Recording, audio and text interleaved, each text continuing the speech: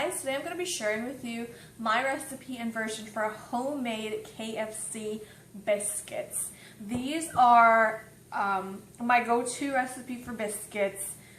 They are super easy and they are delicious. They're fluffy, moist, they're absolutely divine. Let's get started with the list of ingredients that we're going to need. I have some all-purpose flour. I also have some granulated sugar, salt, baking powder, baking soda, and cornstarch. These are all our dry ingredients, and all the amounts will be listed below in the description box for you guys. What we're going to do is we're going to go ahead and sift all our dry ingredients together. You want to make sure your oven is preheated to 425 degrees. And any little leftover bits of salt or anything, just discard that. So I'm going to go ahead and get some vegetable oil. That's my oven.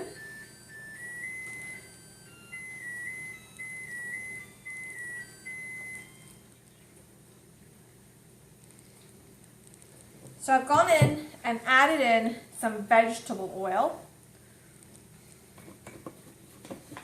to that. And what we're going to do is we're going to use our hands, and we're just going to go ahead and incorporate or cut in the oil into the flour. Just using your fingers. Just using your fingers to incorporate the oil into the flour by crumbling it together. Kind of like so. I'm just pinching it through my fingers. Make sure it's all distributed. Just take about a minute and really get the oil throughout the flour. So we've got our flour mixture, which is really nice and crumbly. We're going to go ahead and add in our wet ingredients, which is going to be some sour cream. Beautiful. Sour cream. What we're going to be doing is we're going to be adding in some 7-Up. Now this is going to make these biscuits extra special. I promise you that, and it's just going to be, these are going to make these biscuits just extra special and incredible. So I'm going to go ahead and add in some 7-Up. So what I'm going to do is I'm using a fork, the back of my fork here, to, again, cut in the sour cream and the 7-Up. Just by pushing it into the flour, pretty much, essentially. If you want to go ahead and use a pastry cutter for this, you definitely can. I find a fork just works just as good.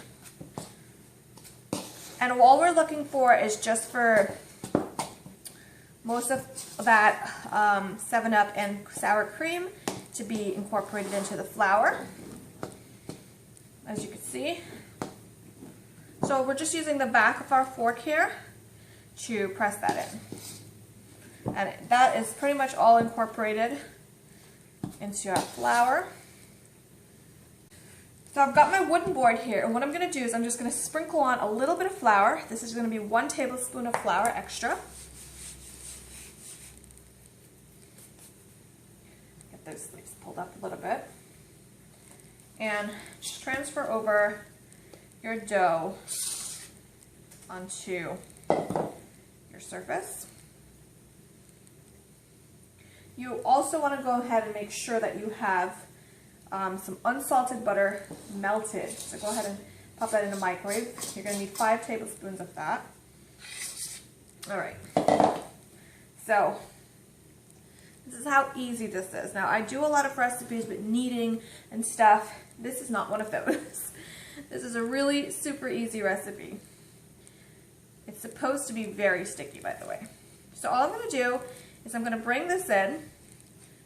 If you find it to be a little bit too extra sticky on the top, you can go ahead and add another extra tablespoon of flour on the top. I may do that later on as I feel needed to. So I have my dough that I've just kind of shaped into kind of like a square. And what I'm going to do, flatten it out a little bit, I'm going to kind of fold in 1/2. I'm going to fold it in a little bit. See, I just flip that over and flip that over, and then I'm going to flip this piece in here to fold that part in and that in. Now at this point, I can see that I need a little extra flour. I have some right here, so whatever you've got on the board you can use. But if you feel the need that you need a little extra flour, go ahead. It's supposed to be a sticky dough, but you don't want it to be sticking to your hands too much. It's supposed to be a sticky dough, but once you can work with it, that's fine. So what we've got here now, I'm going to flatten this out into a rectangle as best as I can. Really is not rocket science. I'm just going to sprinkle a little bit of flour on top, just because it's getting a little bit sticky. Just so it's easy to work with. You don't want too much flour. That's perfect. All right. So I'm flattening this out. Just till it's about 1/2 inch thick. And the reason I do this on a wooden board as well is because it just makes cleanup a whole lot easier. So till it's about 1/2 inch thick and even throughout, I'm going to go ahead and wash my hands up, and then we will continue. We have some melted unsalted butter that I've placed in my dish here. I'm going to use your butter knife for this. You can use a cookie cutter or something to make circles out of this. I find this just so much easier. I'm just going to take my knife and I'm going to divide this into quarters. So I'm going to make 3 lines. I'm not wiggling my knife around. I want to be, I don't want to be, and I'm going to make 2 lines.